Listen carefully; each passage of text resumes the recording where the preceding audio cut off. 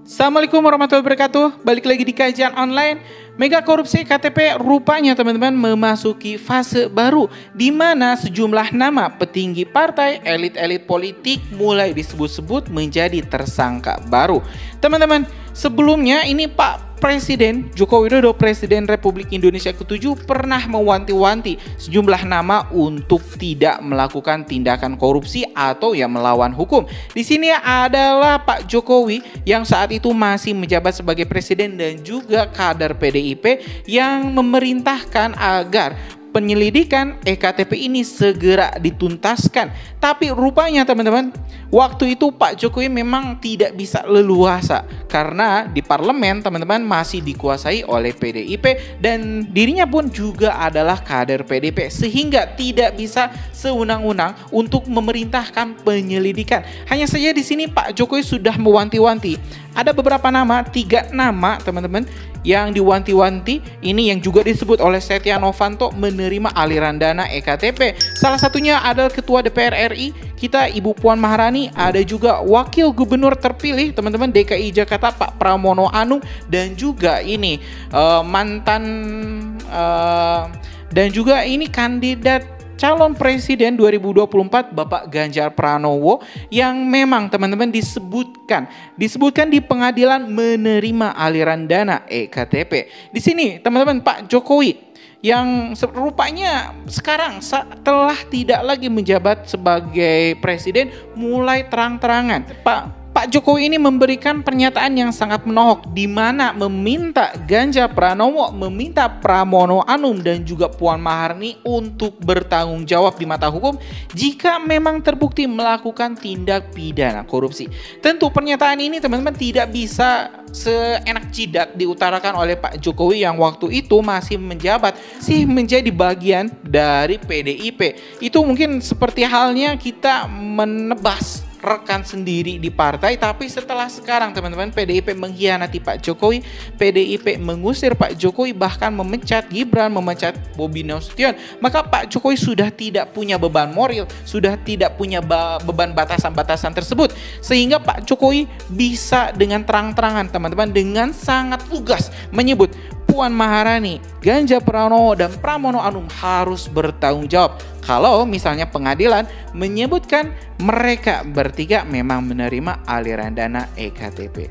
Nah teman-teman, hari ini kita juga sudah mendapatkan beberapa informasi-informasi penting yang akan mendukung statement saya barusan, di mana saya bakal tampilkan ini nominal yang diterima oleh empat kader PDIP yang diduga menerima aliran dana EKTP. Nah teman-teman, biar nggak penasaran, kita juga bakal dengarkan pernyataan dari Pak Jokowi seperti apa selengkapnya. Yuk teman-teman, simak video selengkapnya. Sidang kasus KTP elektronik hari ini, terdakwa yang juga mantan Ketua DPR Setia Novanto menyebutkan ada aliran dana dari pengusaha Andi Narogong selaku pemenang tender proyek ke beberapa anggota DPR melalui keponakan Setia Novanto, Irvanto Hendra Pambudi Cahyo.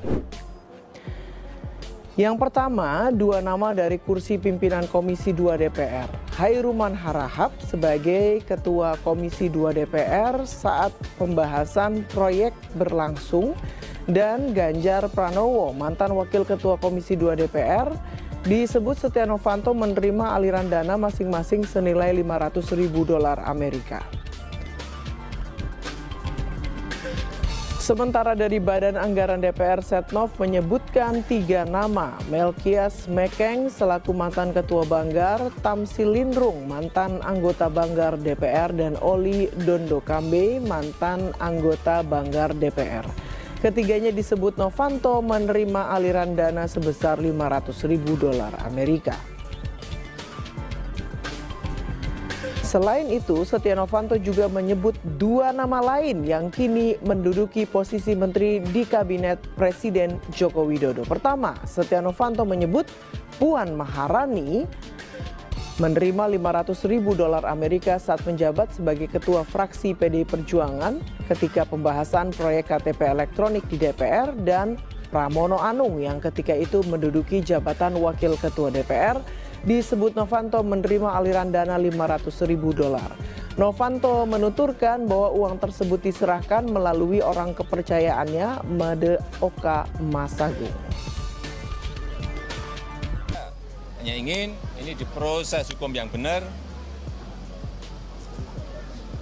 dan saya yakin KPK bertindak profesional terhadap kasus ini.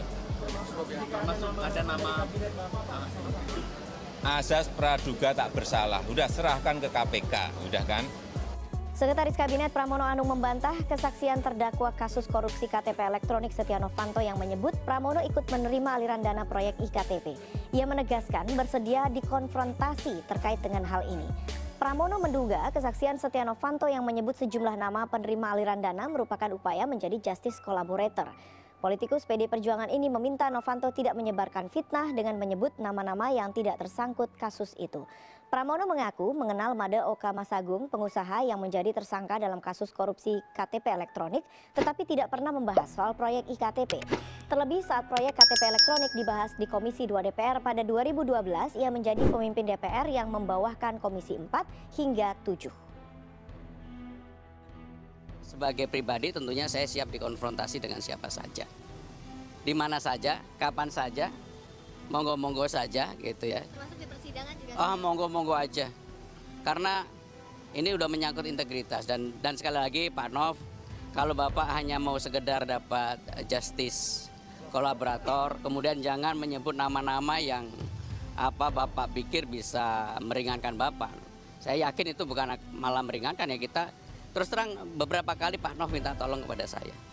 Minta tolong termasuk yang dia sebut di Solo itu sebenarnya tidak ada urusan dengan itu. Yang dilakukan Pak Nov pada waktu itu adalah minta tolong agar ketika dia mengirim surat untuk minta supaya pemeriksaannya dapat izin presiden, saya tidak jawab.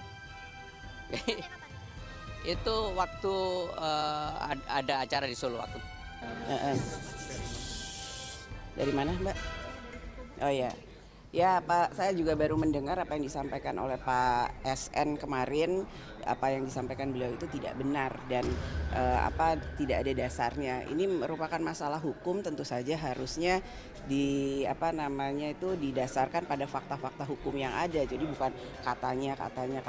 Jadi ya itu tidak benar apa yang disampaikan oleh Pak SN.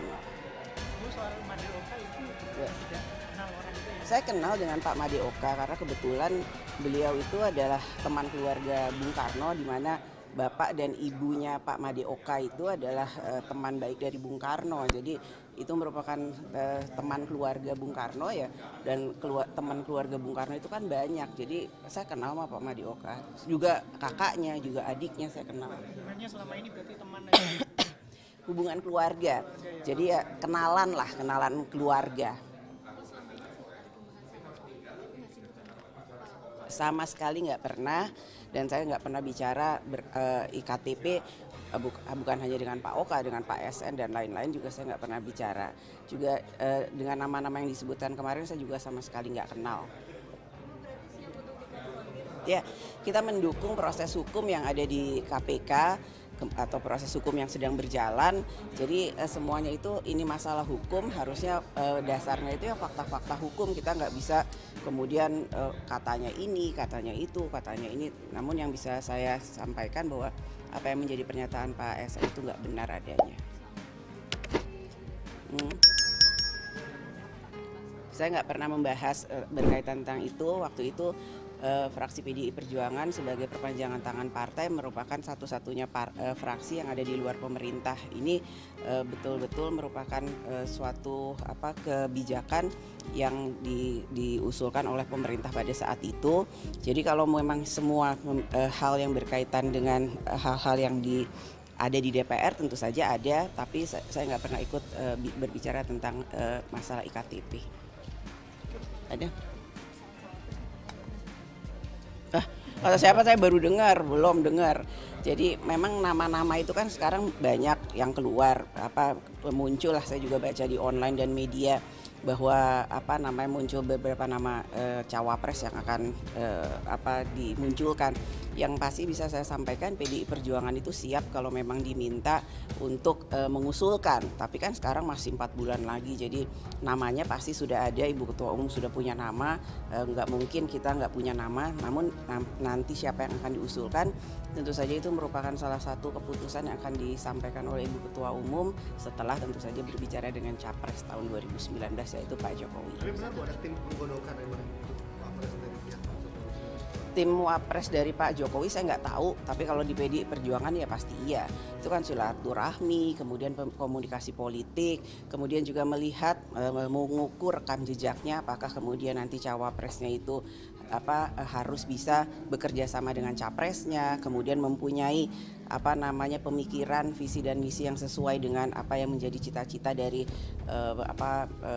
founding father. Itu tentu saja harus klop semuanya, dan yang tentu yang harus lagi dilihat juga bahwa insya Allah pada periode selanjutnya ya Pak Jokowi kalau nanti insya Allah terpilih ya bisa menunjukkan kinerja yang lebih baik dengan cawapres yang barunya. Sekarang 5, bulan depan bisa aja 10, karena kan ini namanya juga tambah-tambah terus. Saya lihat ini nama cawapres nggak kurang tapi malah tambah terus. Di kantongnya Ibu Mega sendiri ada berapa? Nanti saya tanya Bu Mega ya. belum ngobrol juga sama Bu Mega.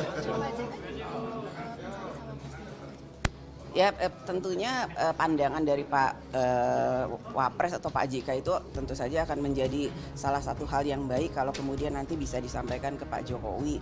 Karena apapun kan beliau sekarang ini yang mendampingi Pak Jokowi hampir 5 tahun lah nantinya ya tahun 2019. Jadi beliau pasti punya pandangan yang sangat positif yang tentu saja bukan hanya akan didengar oleh Pak Jokowi mungkin, tapi juga akan didengar juga mungkin oleh Ibu Ketua Umum Ibu Megawati, karena sebagai senior yang sudah matang, punya pengalaman, dan apalagi sekarang Wapres, pasti beliau punya pandangan-pandangan bagaimana cawapres Pak Jokowi tahun 2019 yang akan datang itu akan bisa membantu Pak Jokowi dengan lebih baik. Enggak, tim resmi nggak ada, kita juga nggak punya tim resmi kok. Di PDI Perjuangan aja pembahasannya hanya dibahas tertutup, terbatas internal. Ya bingung kan, tertutup terbatas.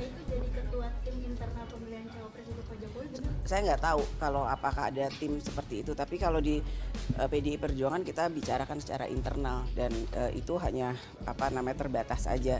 Kenapa seperti itu ya, dinamikanya masih masih panjang.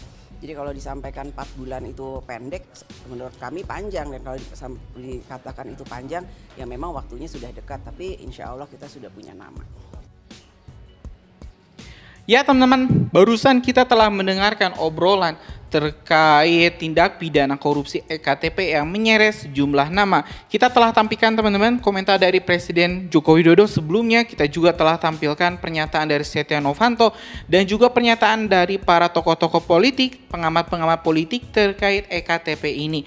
Sebenarnya teman-teman, mudah saja jika ingin mengungkit EKTP karena semua bukti sudah terkumpul, tinggal KPK berani atau tidak untuk mengeksekusinya. Apalagi dengan kedatangan Paulus Thanos yang sudah mau diekstradisi, dipulangkan dari Singapura ke Indonesia, ini bakal memperkuat dalil-dalil para penyelidik di KPK untuk bisa mengungkap aliran dana tersembunyi EKTP.